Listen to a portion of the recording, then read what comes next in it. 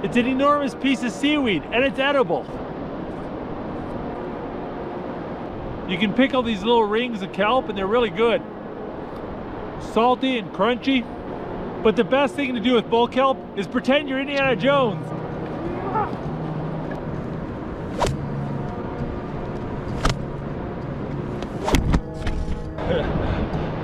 I remember doing that as a kid, smacking myself in the face so hard. I'm gonna hurt myself. Look at this. It's like the lower jaw of a dolphin or a whale. That is so cool.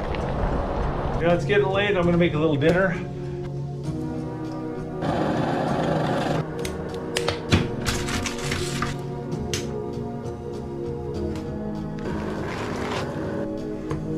Been looking forward to this.